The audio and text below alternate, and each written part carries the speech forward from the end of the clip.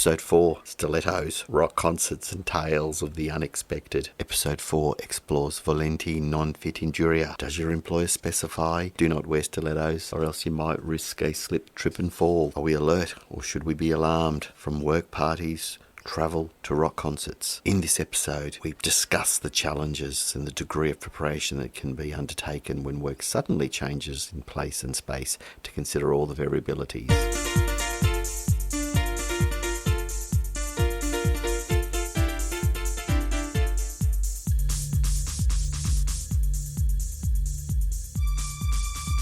Hello and welcome to the Why Work podcast series. You are listening to Trace Vitkovsky, Sarah Bazell and Alan Girl.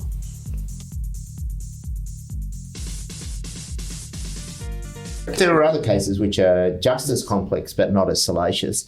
If a person goes away on work and they go out to dinner with their work colleagues and have a few drinks and then they get hit by a car on the way back to their motel room, do they have a claim or do they not have a claim? It didn't encourage them to drink to excess, but the meal, the dinner, was part of a work-related event and certainly within the contemplation of their job. Walking down in your stilettos and you've got cobbled pavers and you connect and you fall and you hurt your leg. Could an employer say, well, what were you doing wearing high heel shoes in the first place? Or would they simply accept that claim? It was work-related. You were having dinner with colleagues. You were staying overnight in Canberra or wherever.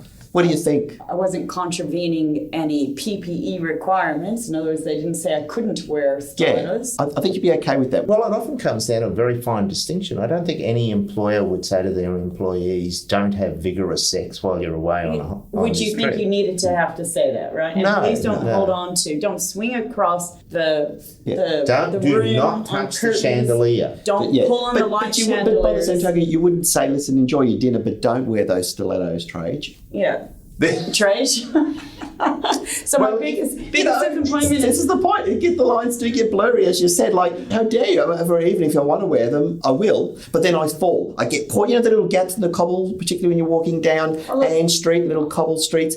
I get caught and I fall. I was in year 10, year 11. I was the mafiosa gal in a school play. And my one big line was related to, I was supposed to pull out a lighter that was in a garter belt. Fishnet stockings, right? Little ruched skirt and stilettos. Walk across the stage, pull out this lighter and say, let me light up your life just before the scene changes. Okay. Right? I was so excited. This is my line. I pull out the lighter. I can't get across the stage because these are high school plays with cheap blocks made the stage, and my stiletto is stuck in the stage. I'm not kidding. See? I'm trying to move and I'm thinking, no, my 2 seconds of fame, right?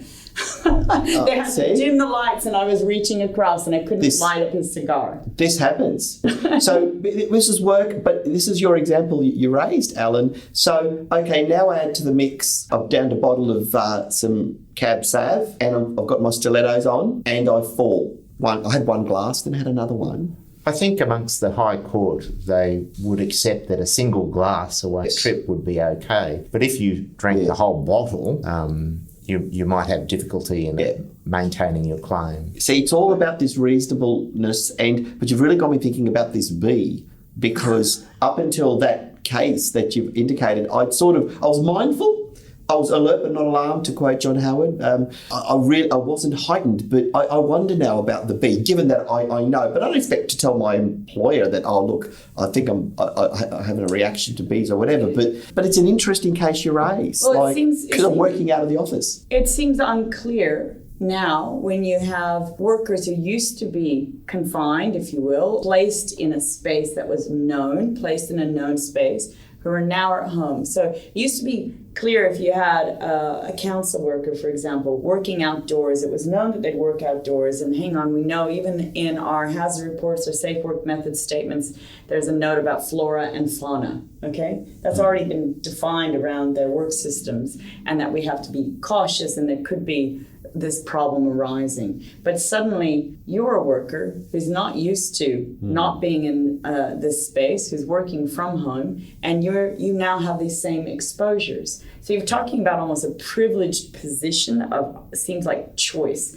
Yeah. So you can choose days that you might come into the office sometimes. You may have the autonomy, the agency to choose when you're home. And we've got workers who just don't have that luxury, the frontliners. We've got inequities that are building exponentially because there's this disparate way of working. Different ways of treating, different ways of testing the law now.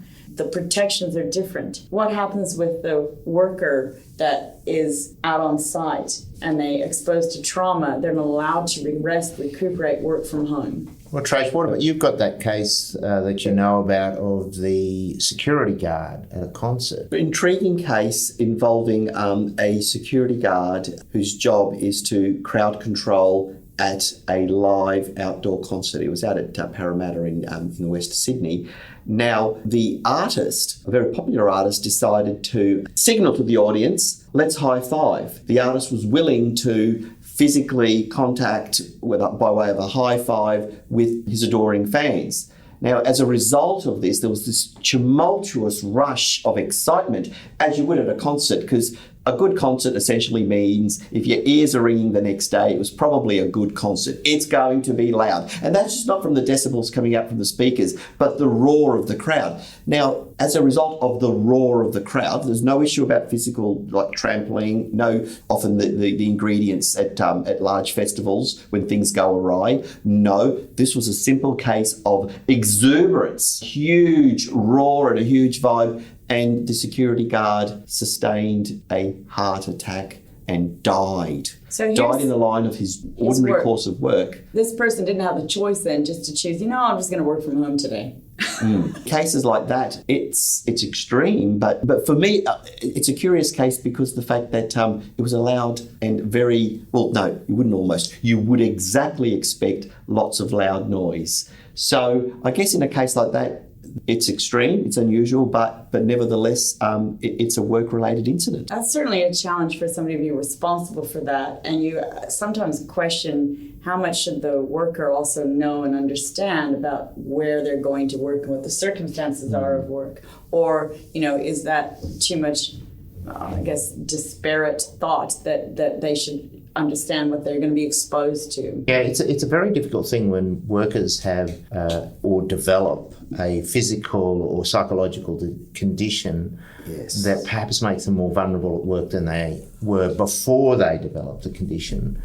There's some opportunities to manage that, like at the moment of employment, where you might do a pre-medical assessment before they commence employment. And if they take sick leave, then you have the opportunity to say, you can't come back to work until we have a medical certificate saying you're fit to return to work. But apart from those few opportunities, it's a very difficult thing for employers to manage. That's hard because, I've been asked to do some of these functional assessments for workers, and I continue to explain that it's a nice baseline of benchmark profiling, but it's point in time. The predictive analytics, or what it might predict in future circumstances, is really low.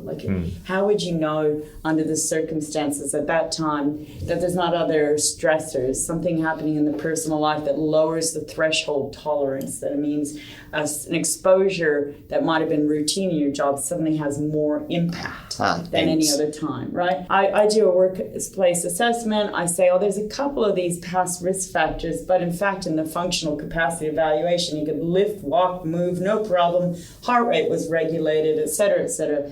But then now he's in a noisy environment. The whole crowd's high-fiving, coming toward him. Lights are flying, fireworks are going off, whatever it is. And he sustains a heart attack. How are you supposed to really prevent that? And it's further complicated in that if you just look at employment law generally, and even more so in the work health and safety space, there's no voluntary acceptance of risk. So you can't say the worker has voluntarily accepted that risk and they've decided to, work in that environment by accepting the risk. We do kind of work around it in other ways, but the practical reality is the employer has to cater for the employee. And for social justice, if I just think about this perspective, that here's an employee who may have some vulnerabilities. Maybe it's in language, literacy, culture, you can also argue, well, they had no other jobs available to them. Yeah. So is it really fair that they should have turned down work when they needed to feed their children and they're sponsoring a family member coming over from overseas, right? So there's those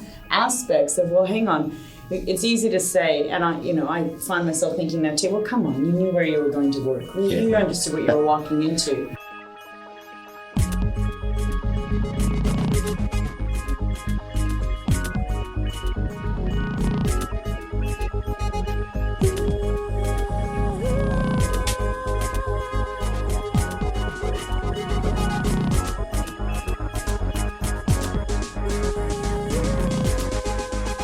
All he wanted was to feed his family. Work in the regions is always tight. High youth unemployment rates. Just tough getting a job, especially a good job. Lots of employment agencies, trainers and general employment gatekeepers eking an existence from the industrially dispossessed. Still no work. Our young father in this story was desperate for a job. One came up as a welder. He'd done welding for his uncle and knew his way around the workyard. He didn't have a hot works ticket or any welding related qualifications. The supervisor didn't ask, the young dad kept quiet. He'd figure the paperwork out later. On the first day, a short induction followed. There was some talk about getting documents organised. First task was to weld a lid onto a tank. He got on top of the metal tank and started welding, kept going. It was nearly time for smoko. Getting hungry, drip, drip, drip.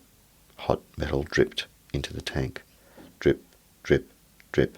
And then kaboom. The explosion was almighty. The tank was not purged. Hydrocarbons and oxygen. Lethal. The worker didn't stand a chance. It was described as a senseless death in the media. It was. It didn't take long for the employer to plead guilty over this senseless death. It was fined. Management underwent training. This never should have occurred. The harm should have been recognised. This was beyond the potential for harm. This was a serious accident waiting to happen. And all he wanted was a job. Bring a pay packet home to his family. Remembering and forgetting.